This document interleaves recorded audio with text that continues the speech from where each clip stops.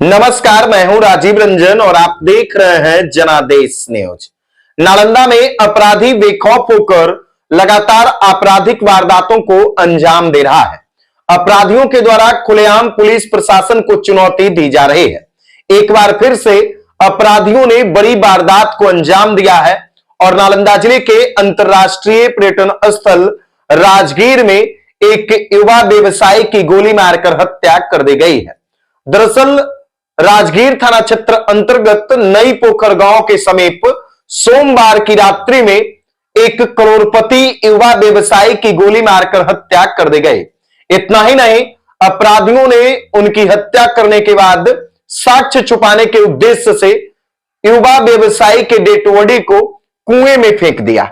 और इस बात का खुलासा तब हुआ जब परिवार के लोग युवा व्यवसायी की खोजबीन कर रहे थे और खोजबीन के क्रम में जब गांव के लोग कुएं के पास पहुंचते हैं तो कुएं के मुढ़ेर पर खून का धब्बा नजर आता है और कुएं में झांकने पर एक डेड बॉडी नजर आती है। और जब डेड बॉडी को निकाला जाता है तो उसी लापता युवा व्यवसायी के रूप में उसकी पहचान की जाती है। दरअसल मृतक व्यवसायी राजगीर थाना क्षेत्र के नई पोखर गांव निवासी स्वर्गीय विजय सिंह के इकलौते पुत्र नीरज कुमार सिंह के रूप में की गई है। और नीरज कुमार सिंह जो है वो नई पोखर गांव के रहने वाले थे और अपने परिवार का इकलौता भाई थे, अपने पिता का इकलौता पुत्र थे। इनके माता और पिता की पूर्व में ही मौत हो चुकी है। इनके पिता स्वर्गीय विजय सिंह इंडियन आर्मी में कार्यरत थे और इनके माता और पिता दोनों की मौत हो चुकी है। ये खुद एमबीए तक पढ़ाई किए थे और एमबीए तक पढ़ाई करने के बाद वापस अपने गांव नई पोखर आ गए थे और नई पोखर आने के बाद ये खुद अपना व्यवसाय कर रहे थे। व्यवसाय के दृष्टिकोण से अगर हम बात कर ले तो ये खुद अपना महिंद्रा कंपनी का शोरूम नई पोखर मोड़ के पास चला रहे थे, साथ ही साथ एक होटल का भी निर्माण करवा रहे थे। और ये युवा व्यवसायी यानी हम कह सकते हैं कि करोड़पति थे और करोड़पति युवा व्यवसायी की गोली मारकर हत्या करने के बाद पूरे राजगीर ही नहीं बल्कि नालंदा में भी चर्चा हो रही है कि आखिर इतनी बड़ी वारदात को किसने अंजाम दिया, कौन कौन लोग इस घटना में शामिल थे। तो फिलहाल पुलिस इस पूरे मामले की जांच कर रही है। अब देखिए घटना हुआ कैसे।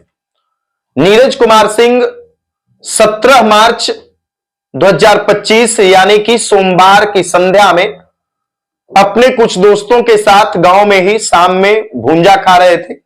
भूंजा खाने के बाद वे अपने घर चले गए, फिर वापस नई पोखर मोड़ के पास आते हैं और लगभग 7:30 बजे के आसपास नीरज कुमार सिंह को कोई फोन करके उन्हें घर से बुलाता है और वो फोन पर बातचीत करते हुए गिरियक राजगीर मुख्य मार्ग पर आगे बढ़ते जाते हैं और अचानक से वो लापता हो जाते हैं, जैसा कि उनके परिजनों के द्वारा बताया गया है, उनके ग्रामीणों के द्वारा बताया गया कि फोन आने के बाद वो घर से बाहर निकलते हैं और फिर लापता हो जाते हैं और देर रात तक वो अपना घर वापस नहीं लौटते हैं। परिवार के लोग काफी खोजबीन शुरू करते हैं, रात्रि में भी इधर उधर पूरा जहां तक बन पड़ता था हर जगह पे उन लोगों के द्वारा खोजबीन किया गया। जब देर रात तक वो घर वापस नहीं लौटे, क्योंकि स्वाभाविक सी बात है कि वो व्यवसायी थे तो 10-11 बजे तक कोई भी परिवार के लोग उतना खोजबीन नहीं करेगा। लेकिन जैसे जैसे रात बीत रही थी अंदेशा बढ़ रहा था। अचानक से जब सुबह तक भी वो घर नहीं आए तो परिवार के लोग राजगीर थाना पहुंचे और इनके मिसिंग की सूचना दिया। इनके लापता होने की सूचना थाना को दी गई, राजगीर डीएसपी को दी गई और जैसे ही घटना की सूचना पुलिस वालों को लगी, पुलिस वाले यानी राजगीर डीएसपी सुनील सिंह, राजगीर थानाध्यक्ष रमन कुमार के अलावे जो भी सर्किल इंस्पेक्टर है और तमाम पुलिस पदाधिकारी लापता नीरज कुमार सिंह को खोजने का प्रयास करने लगे। इसी बीच किसी ग्रामीण को अचानक कुएं के पास खून का धब्बा नजर आता, क्योंकि ग्रामीण भी लगातार खोजबीन कर रहे थे, कुएं की तरफ भी गए तो वहां पर देखा कि एक खून का धब्बा कुएं के मुढ़ेर पर लगा हुआ है और कुएं में झांकने के बाद जब देखा तो ग्रामीण अवाक रह गए, वो शन्न रह गए, क्योंकि कुएं में स्वर्गीय विजय सिंह के पुत्र नीरज कुमार सिंह का डेड बॉडी था। इस बात की जानकारी पुलिस को दी गई। पुलिस भी आनन फानन में घटनास्थल पर पहुंचती है। ग्रामीणों के सहयोग से डेड बॉडी को कुएं से निकाला जाता है। पुलिस को घटनास्थल से एक गोली का खोखा बरामद होता है और उस आसपास इलाके में खून के धब्बे होते हैं। पुलिस डेड बॉडी को बाहर निकालती है तो डेड बॉडी को देखने से यह पता चलता है कि उनके चेहरे में गोली मार करके हत्या की गई है और मुंह में कपड़ा ठोसा हुआ था। तो इस तरह से निर्मम तरीके से उनकी बेरहमी से हत्या कर दी गई गोली मार करके। अब सवाल यह भी उठता है कि आखिर गोली की आवाज को किसी ने नहीं सुन पाया। उसका कारण यह था कि गांव में ही भजन कीर्तन हो रहा था, कीर्तन हो रहा था, गीत संगीत हो रहा था और उसी के कारण कोई गोली की आवाज को नहीं सुन सका था रात्रि में और अपराधी जो है वो बेखौफ होकर के एकदम निर्भीकता के साथ स्वर्गीय विजय सिंह के इकलौते पुत्र नीरज कुमार को गोली मार करके उनकी हत्या कर देते हैं और हत्या करने के पश्चात उनके डेड बॉडी को साक्ष्य छुपाने के उद्देश्य से कुएं में डाल देते हैं, मुंह में कपड़ा वपड़ा डाल करके। अब होता क्या है कि गांव के ही कुछ दूर यानी 200 मीटर की दूरी पर कुएं से डेड बॉडी बरामद होता है। डेड बॉडी बरामद होने के बाद ग्रामीण और परिजन आक्रोशित हो जाते हैं। पुलिस सबको कब्जे में लेकर पोस्टमार्टम करवाना चाहती है, लेकिन परिवार के लोग गिरियक राजगीर मुख्य मार्ग पर डेड बॉडी को रख करके सड़क को जाम कर देते हैं और अविलंब अपराधियों की गिरफ्तारी की मांग करते हैं। घटना की सूचना नालंदा के एसपी भारत सोनी को भी दी जाती है, लेकिन स्थानीय पुलिस पदाधिकारियों के कारण वो विलंब से पहुंचते हैं और 3 घंटे तक परिवार के लोग सड़क पर आगजनी भी करते हैं, विरोध प्रदर्शन करते हैं शांतिपूर्ण तरीके से। और विरोध प्रदर्शन लगभग 3 घंटे तक हो रहा था, सड़क जाम हो रहा था। स्थानीय पुलिस प्रशासन से परिजन नहीं समझ पा रहे थे और 3 घंटे के बाद नालंदा के एसपी भारत सोनी घटनास्थल पर पहुंचते हैं और आक्रोशित परिजनों को वो समझाते हैं, उन्हें आश्वासन देते हैं कि 24 घंटे के अंदर इस हत्याकांड का खुलासा हो जाएगा और इस हत्याकांड में जो जो लोग शामिल रहेंगे उनकी अविलंब गिरफ्तारी होगी।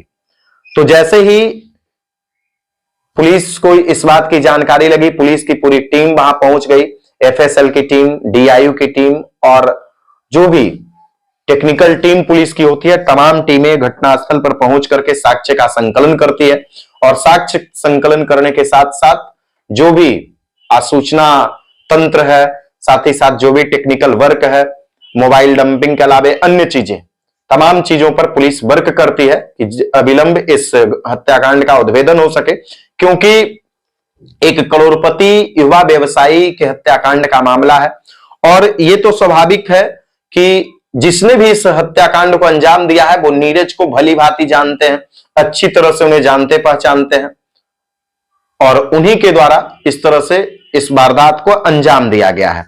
और पुलिस जो है वो तमाम पहलुओं पर काम कर रही है। पुलिस के आश्वासन के बाद जो है यानी वहां से डेड बॉडी को हटाया जाता है, पोस्टमार्टम के लिए बिहार शरीफ सदर अस्पताल भेजा जाता है।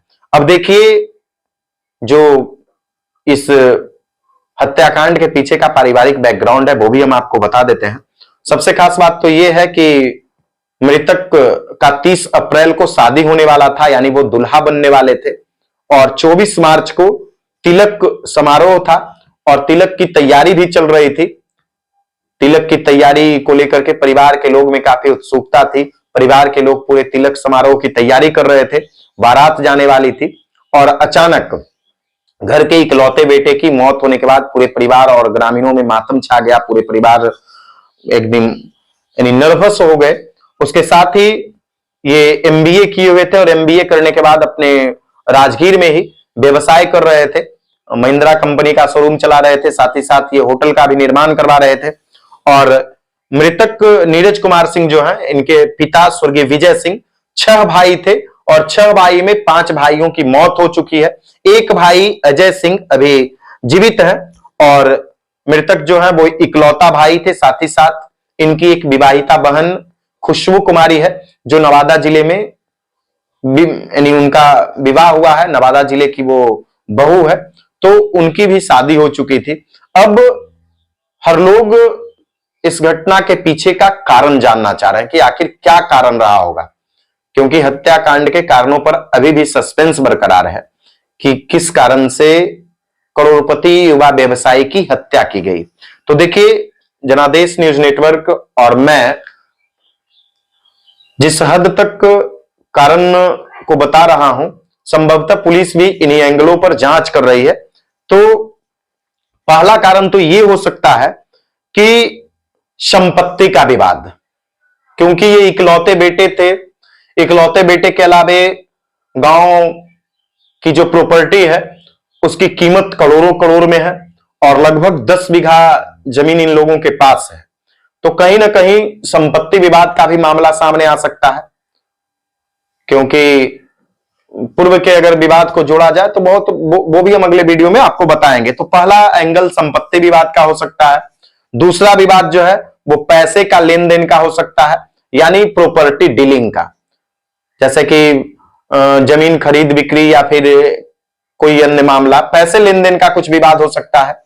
और संपत्ति विवाद में लालच भी आ सकता है, जो पहले हमने आपको बताया। संपत्ति विवाद, किन्हीं को कुछ किसी प्रकार का कोई लालच रहा होगा, किन्हीं को किसी प्रकार का कोई संपत्ति का यानी अधिकार रहा होगा कि भाई ये संपत्ति हमारे नाम से हो जाए, या कुछ इस तरह का मामला आ सकता है। और दूसरा जो है वो पैसे के लेन देन का विवाद आ सकता है, प्रॉपर्टी डीलिंग का लेकर के, किन्हीं को ये पैसा दिए होंगे, क्योंकि व्यवसायी थे तो निश्चित तौर पर पैसे लेन देन का यानी आदान प्रदान होता रहता होगा। उसके बाद फिर तीसरा मामला आ सकता है, जो हर लोग आशंका जताते हैं कि प्रेम प्रसंग का, लेकिन ऐसा मामला नहीं हो सकता है। लेकिन अब पुलिस क्या करते हैं, क्योंकि इनका मोबाइल भी गायब है, जब से ये गायब हुए थे मोबाइल से बात करते हुए निकले थे घर से, लेकिन इनका मोबाइल को पुलिस बरामद अभी नहीं कर सकी है और घटनास्थल से सिर्फ एक खोखा बरामद हुआ है। तो हत्या के कारण पर अभी भी सस्पेंस बरकरार है और पुलिस सभी एंगल पर, जितना भी एंगल है, चाहे वो संपत्ति विवाद का एंगल हो, प्रॉपर्टी का विवाद का एंगल हो, या फिर पैसे लेन देन के विवाद का एंगल हो, प्रेम प्रसंग का एंगल हो, हर पहलू पर पुलिस जो है वो काम कर रही है। और नालंदा के एसपी के द्वारा यह आश्वासन दिया गया है, परिवार वालों को भरोसा दिया गया है कि 24 घंटे के अंदर इस हत्याकांड का खुलासा हो जाएगा। तो आप लोग इस हत्याकांड के बारे में क्या कुछ कहते हैं कमेंट बॉक्स में जरूर बताइए, क्योंकि इन दिनों लगातार नालंदा में आपराधिक वारदात बढ़ गया है और अपराधी बेखौफ होकर आपराधिक वारदातों को अंजाम दे रहे हैं, पुलिस प्रशासन को चुनौती दे रहे हैं। और पुलिस जो है कुछ घटनाओं का उद्भेदन कर पाती है और कुछ घटनाओं को ठंडे बस्ते में छोड़ देती है। खैर, यह घटना काफी चर्चित है। राजगीर के युवा व्यवसायी का ये मामला है, करोड़पति व्यवसायी का मामला है, और निश्चित तौर पर इसको लेकर के ग्रामीणों में काफी आक्रोश था और पुलिस अविलंब इस घटना का उद्भेदन करेगी, हमें भी भरोसा है। तो आप लोग क्या कुछ इस हत्याकांड के बारे में सोचते हैं कमेंट बॉक्स में जरूर बताइएगा। आप लोगों को क्या लगता है कि क्या कारण हो सकता है इस हत्याकांड के पीछे और कौन कौन लोग शामिल हो सकते हैं, वो भी आप लोग बताइएगा, क्योंकि पुलिस भी आसूचना संकलन कर रही है, घटना के पीछे के कारणों को टटोल रही है। बाकी आप लोग वीडियो को ज्यादा से ज्यादा लोगों तक शेयर कीजिए। वीडियो देखने के लिए धन्यवाद। आपके पास आप 24 घंटे का मौका दीजिए, पहले ये आप जो है प्रक्रिया को फॉलो कीजिए। हम 24 घंटे का मौका दीजिए, आपको कुछ ना कुछ करके दिखाएंगे। पूरा टीम इसी में लगा हुआ है।